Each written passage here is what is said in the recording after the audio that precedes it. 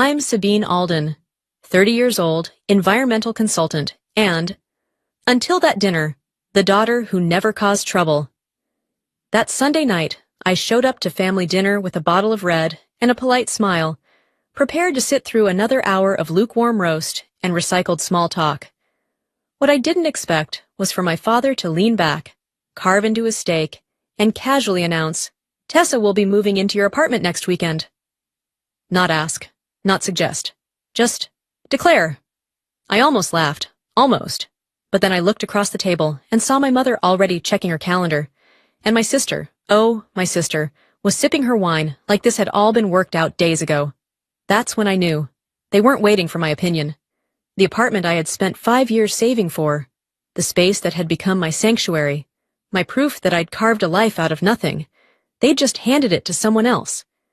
They thought I'd nod, like always. They thought I'd swallow my objections, like always.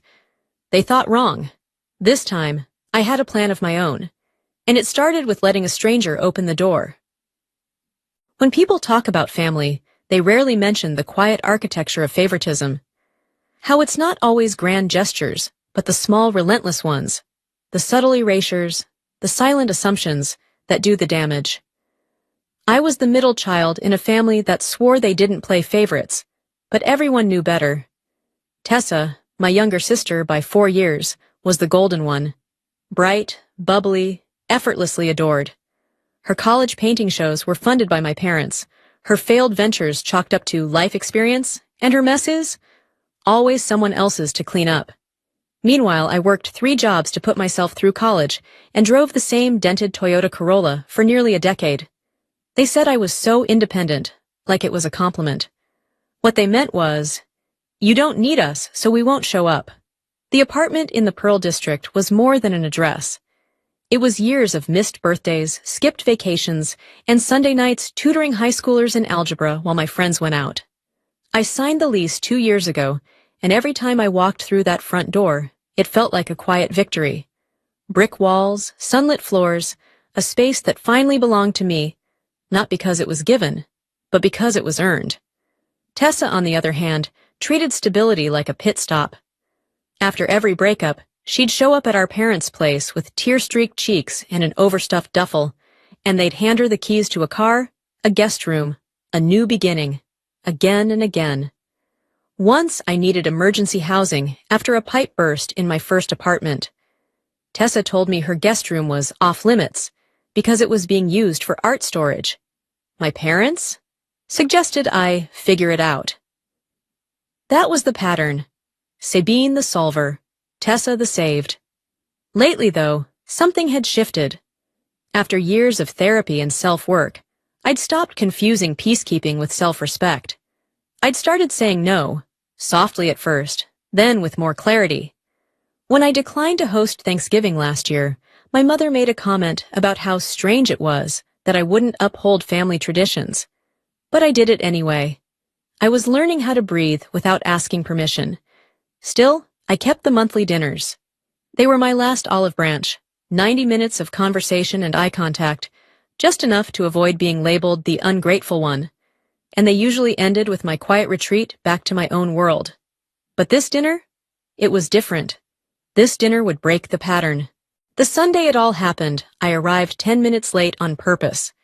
It was a small rebellion, barely noticeable to anyone but me. My mother still greeted me with a stiff hug and a pointed glance at the clock. My father launched straight into commentary about Portland traffic, as if I'd been gone for months, not just running late by design. Tessa was already there, lounging on the couch like she owned the place, legs draped over the armrest, wearing boots that probably cost more than my month's rent. She waved without getting up, wine glass in hand, phone in the other. Her performance of casualness was perfected, as if she were a guest star in her own life, waiting for someone to write her next scene. Dinner began like every other. My father monopolizing conversation with politics and market trends, my mother fishing for updates, but mostly wanting to talk about the neighbors' remodeling plans. I offered my usual sanitized report on work, keeping it bland enough to avoid criticism, but not so bland they'd accuse me of withholding. I was midway through describing a wetlands restoration project when my father cleared his throat. the signal that someone was about to drop a bomb. "Tessa has some news," he announced, glancing at her like a proud MC introducing a headline act. She looked up from her phone and gave a perfectly timed sigh. "Jason and I broke up." Jason. Right. The crypto bro with opinions about everything and empathy for nothing. I'd met him once. He'd spent the entire evening explaining why government regulation was a scam. Apparently, the lease was still in his name, and he was insisting she keep paying, even though she was moving out. "It's just not fair," Tessa added, her voice laced with performative exhaustion. My mother reached over to squeeze her hand. "She shouldn't have to go through this on top of heartbreak." I nodded, mostly to keep things moving, but then came the twist. "So," my father said, slicing into his steak with the precision of a judge delivering a verdict, "we've figured it out. Tessa will move into your place for now." He didn't look at me. No one did. My mother was already planning aloud. "You work late anyway, and there's that spare room. We can move her stuff next Saturday." The steak turned to sand in my mouth. "I actually use that room," I said evenly, choosing each word with care. "It's my office." "You can work at the kitchen table," Tessa said with a laugh, waving her hand like she was solving a crossword. My dad leaned back. "It's just temporary. Family helps family." Ah, that phrase. The ultimate hammer. Family helps family. Unless you need help, unless you're the one asking. I watched them plan the dismantling of my sanctuary like it was a group vacation. They didn't even ask if I'd be home next weekend. They just assumed I'd be available and agreeable. That tightness in my chest returned, the one I knew too well, the one that came every time I was expected to bend. "I'll need to check my lease about long-term guests," I said, smiling like it didn't cost me something. My mother waved her hand. "That's just a formality." Of course it was, to them, but not to me. I helped clear the dishes in silence, but my mind was already moving. For the first time, I wasn't rehearsing how to explain myself. I was planning a way out, and this time I wasn't going to ask permission. That night, I didn't cry. I didn't rage. I didn't call a friend to vent. I made tea, turned on the lamp beside my reading chair, and opened my lease. Page 12. Subletting prohibited without prior written approval. Guests staying more than 14 consecutive days require background checks and must be added to the lease. Perfect. I didn't see those clauses as obstacles. I saw them as armor. Next, I called Blake. He was a colleague from another firm, sharp, quiet, recently divorced, and currently staying in a temporary rental while his condo was being repaired. A week ago, he'd mentioned needing a place for a few weeks. "Would you be interested in staying at my place while I'm away on a work trip?" I asked, keeping my tone professional. "You'd be fully covered under a short-term sublease." Blake didn't hesitate. "That would actually help a lot. Are you sure?" "I'm sure."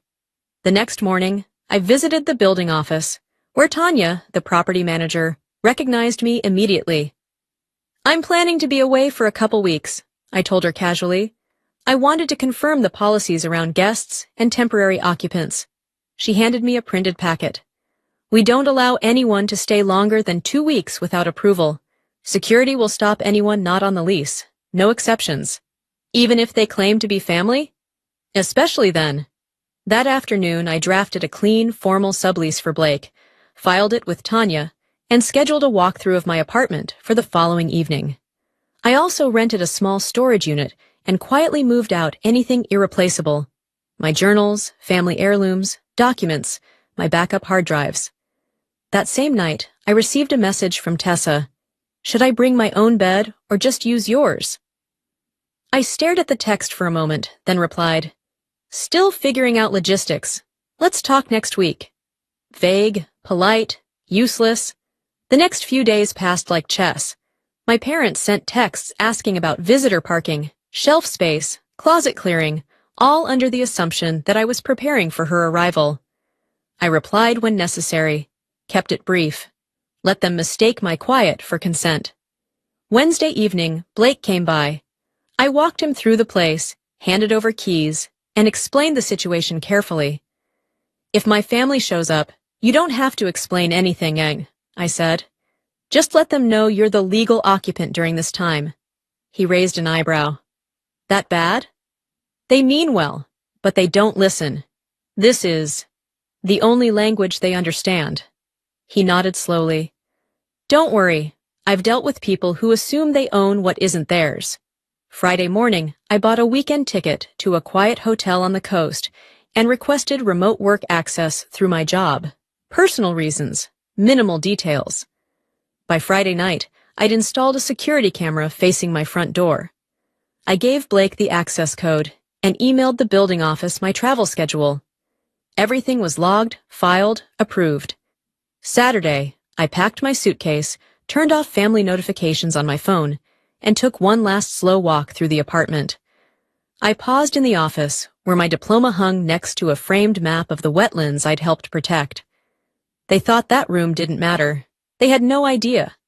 As I locked the door and stepped into the elevator, I felt something I hadn't in years. Not fear, not guilt, control. Sunday morning dawned crisp and clear, a perfect fall day in the Pacific Northwest. I woke in my quiet hotel room 30 minutes from home and checked my phone. 12 missed calls, 5 from my mother, 3 from my father, 4 from Tessa.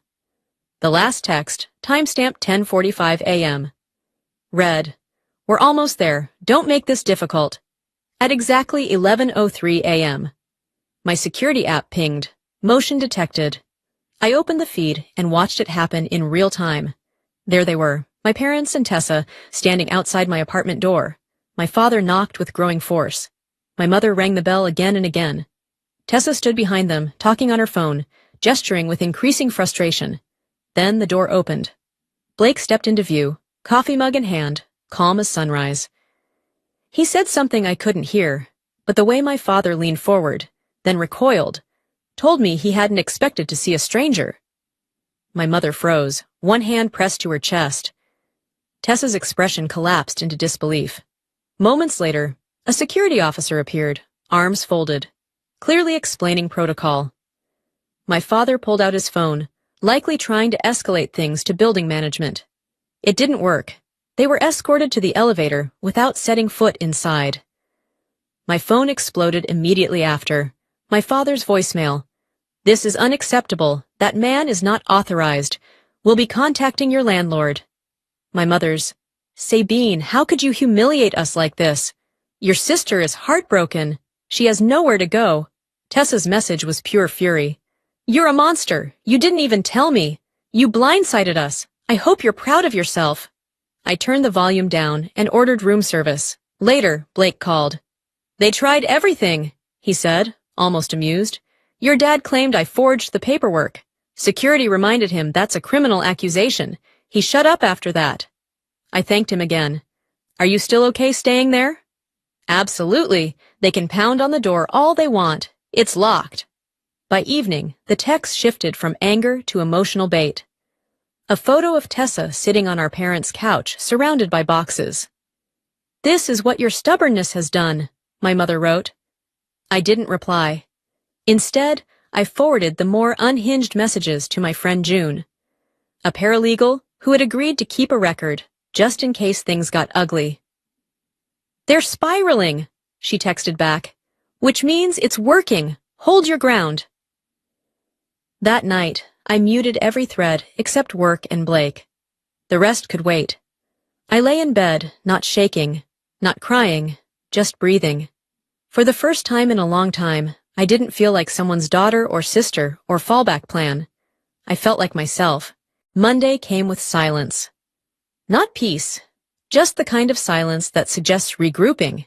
My phone barely lit up until noon, when my father sent a text. "Rachel's furniture is sitting in a rented moving truck. It's costing us daily fees. What do you suggest we do with it?" Not can we talk. Not we made a mistake. Just logistics. I didn't answer. By 3 p.m., a voicemail from my mother arrived, more composed this time. "Tessa could just stay for 2 weeks. We can pay you rent, if that's what this is about. Family helps family." That phrase again, as if this were about money, as if I had placed a price on my boundaries. I sat in a cafe near the coast, watching the ocean churn against the rocks, and realized something deeply unsettling. My family truly didn't understand what they had done. Not out of malice, but out of entitlement so deep they couldn't see past it. That evening, a text came from the unlikeliest source. My brother Dylan. Mom and Dad are freaking out. Tessa's been whining all day. I don't know exactly what went down, but respect. Whatever you did, damn. It was the first message from any family member that didn't try to guilt me. It made me exhale, just a little. Tuesday morning, building management emailed me a note. Your father attempted to dispute the legality of the sublease. We confirmed all documentation is valid and properly filed. No further action required. They had tried every door, every trick, every guilt trip, and it hadn't worked. That night, I began researching family therapists in our area. Not for now, but maybe for later. For when the dust settled. For if any of them ever wanted to rebuild something real. By Wednesday, their efforts softened. My grandmother called. A sweet woman, but always deployed when emotional manipulation needed reinforcements. Tessa's had a hard time lately, honey. She just needed a little support. I know you're strong, but sometimes the strong ones forget how to be soft. I didn't call back. I couldn't. I wouldn't. Thursday brought another message from my dad, this time less aggressive, more transactional. We're looking at apartment listings for Tessa. Let us know when you're ready to discuss what happened. It wasn't an apology, but it was a pivot. Friday morning, I replied, I'm glad you're helping Tessa look for a place. I'll be back in town tomorrow and willing to meet Saturday afternoon. No explanation, no apology, just clarity. I returned to my apartment late that night. Blake had tidied everything, left a thank you note, and a spare key on the counter. The place smelled like lavender and clean sheets. Home. I took a long shower, made tea, and sat at my desk. The desk they thought I could just replace with a kitchen table. Tomorrow would be uncomfortable, but it wouldn't undo what I had built, because now they would be meeting a different version of me. One they didn't get to define. We met at a quiet coffee shop that Saturday. A neutral space, no memories, no furniture anyone could claim. I arrived early, settled into a corner table, and waited. My parents came in first, composed but cautious. Tessa followed, quieter than usual, her face unreadable. My father began, I think you owe us an explanation for what happened last weekend. I kept my tone calm. Actually, we need to talk about why you made decisions about my apartment without involving me at all. That stopped them. They deflected, like they always had. It was temporary. You're always so generous. We thought you'd understand. But I'd heard it all before. This time, I didn't excuse it. I asked plainly, would you have done the same if it were Dylan's apartment? The silence was heavy. Tessa finally broke it. I didn't know they hadn't talked to you, she said. They told me you were fine with it. I thought I was walking into something agreed on. She looked right at me. I'm sorry, Sabine, that wasn't okay. I nodded. Thank you for saying that. We talked, not to fix everything, but to start unpacking it. I told them what I needed, to be treated like an adult, not a backup plan, that my boundaries weren't optional, that I wouldn't keep pretending silence meant agreement. Before we left, my mother reached out, not to hug me, just a hand placed beside mine on the table. We didn't mean to push you out, she said. We'll try to do better. I believed her, maybe not completely, but enough. That night, I returned to my apartment. Same walls, same light, same couch, but everything felt changed. Because I had changed. And in that stillness, I knew something for certain. This space wasn't just where I lived. It was proof that I could choose myself. Even when no one else did.